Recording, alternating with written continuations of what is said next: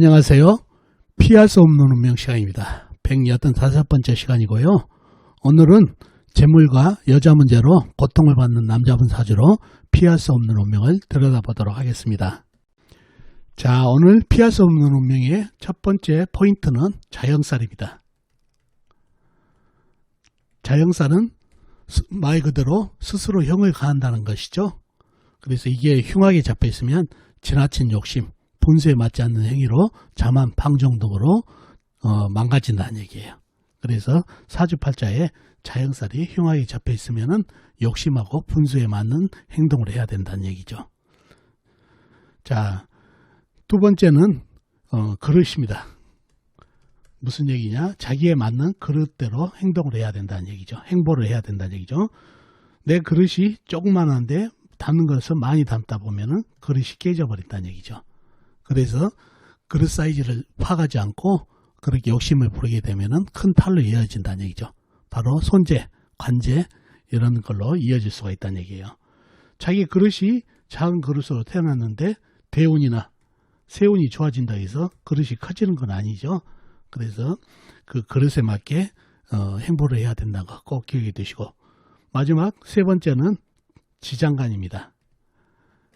자, 지장간 얘기를 왜 하냐면 사주 형국을 파악할 때 우리가 정기, 중기, 여기를 하죠. 대부분 정기를 70%, 중기를 20%, 여기를 10% 이렇게 하는데 이게 지장간은 고정되어 있지 않다는 얘기예요. 정기가 10%가 될 수 있고 여기가 70%가 될 수 있다는 얘기죠. 그래서 사주 형국을 제대로 파악해서 이 지장간의 비율을 잘 보는 것이 사주 형국 파악하는데 중요하다는 거 꼭 기억해 두시면 좋겠네요. 자, 오늘 이렇게 자기 그릇 사이즈에 맞지 않게 행보했다가 상당히 고통을 당하고 있는 남자분 사주로 한번 사주풀이를 해보도록 하겠습니다. 자, 이 사주가 피할 수 없는 운명을 들여다볼 사주팔자가 되겠습니다. 계유년 신유월 정묘일 을사시에 태어나신 남자분이시네요. 자, 이분이 상담 오셨는데 제가 이 사주를 보고 본인 그릇에 맞는 행보를 하셔야 됩니다. 그렇지 않으면 대단한 재물 고통, 그리고 이성 문제로 인해서 고통을 많이 받는 사주입니다 라고 말씀을 드렸더니 이분께서 현재 사업을 하다가 망해가지고 빚도 많이 지고 또 이성 문제로 고통을 많이 받고 있다는 사주팔자가 되겠습니다.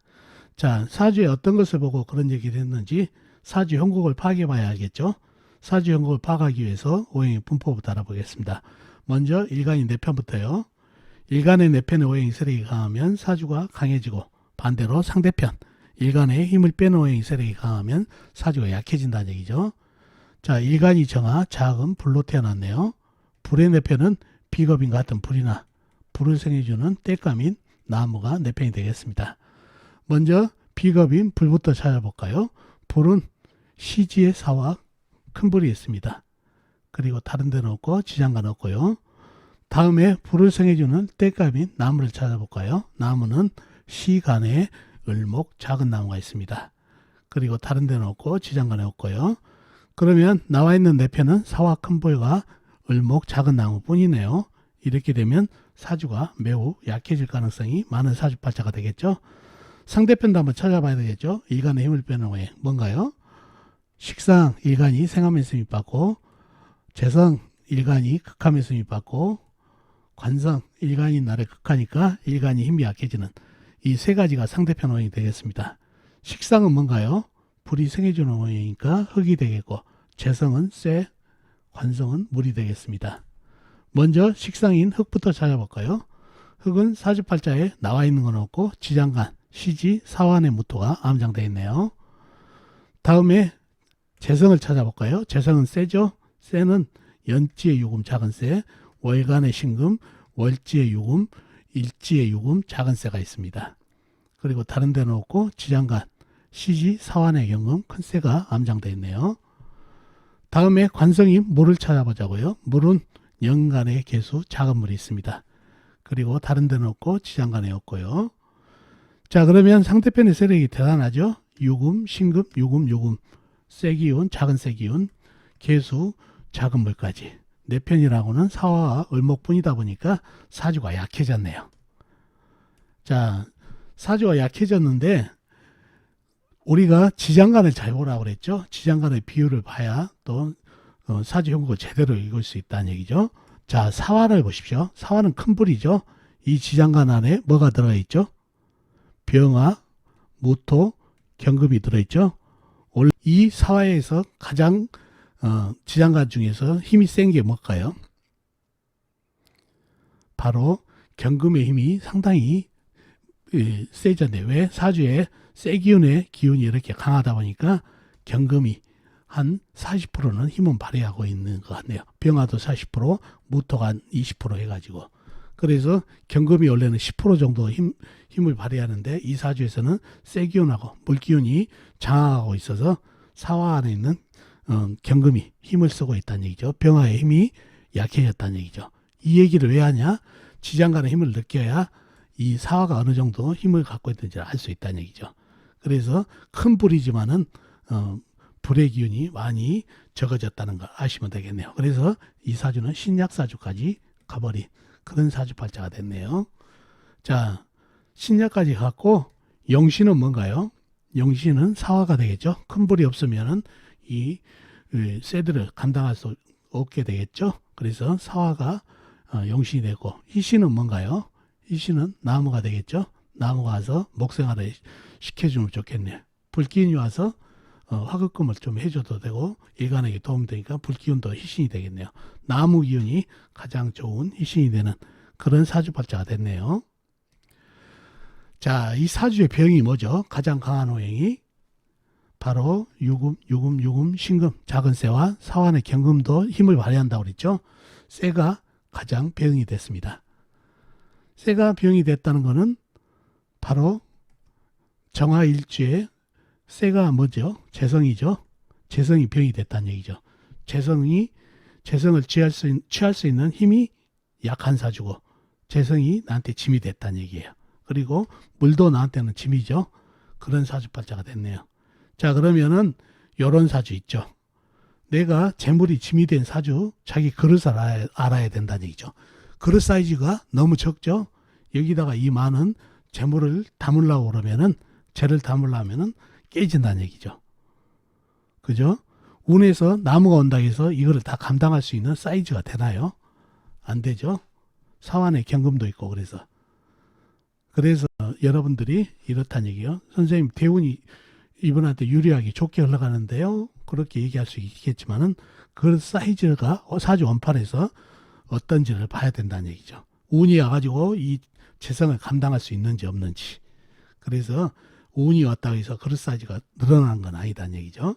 그래서 이 사주에서는 재성이 병이라 재성을 따라가면 안 되겠죠. 재물을 따라가면 안 된다는 얘기죠. 재물이 병이라 재물이 나한테 병이기 때문에 그래서 재물을 내 사이즈를 모르고 그대로 재물을 따라갔다는 재물 고통을 많이 받을 수가 있다는 얘기죠.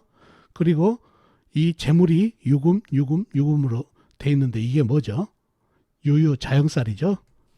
자영살은 말 그대로 스스로 형을 가한다고 그랬죠.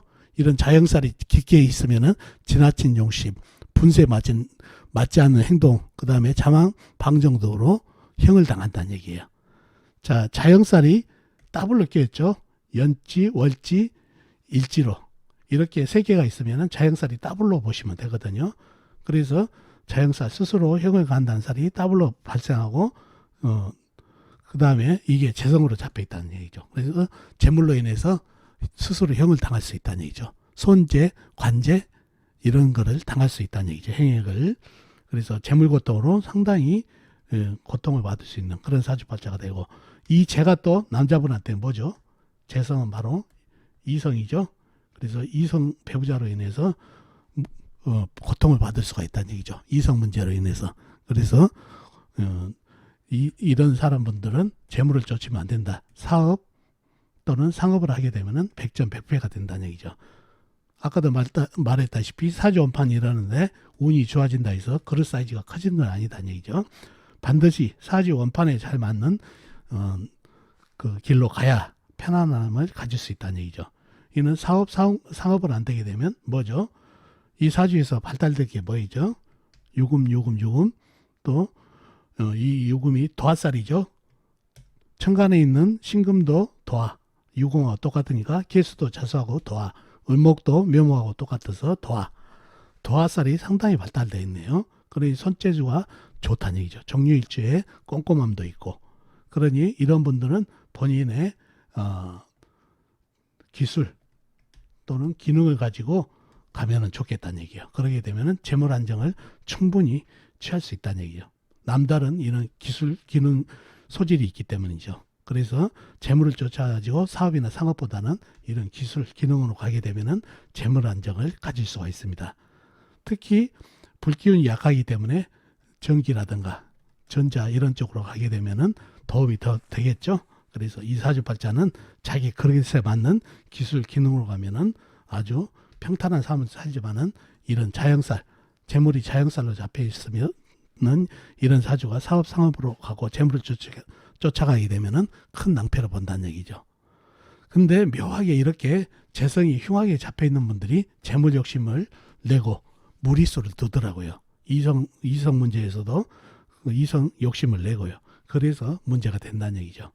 그래서 살아가면서 자기 그릇을 정확하게 파악해서 그 길로 가는 게 순탄한 삶이 된다는 거 꼭 기억해 두시면 좋겠습니다. 자, 오늘은 여러분과 같이 재물고통, 이성고통을 받고 있는 남자분 사주를 풀어봤습니다. 자, 어떻습니까? 오늘 사주풀이 도움이 되셨나요? 도움이 되셨으면 좋겠습니다. 그럼 다음 시간에 뵙도록 하겠습니다. 안녕히 계세요.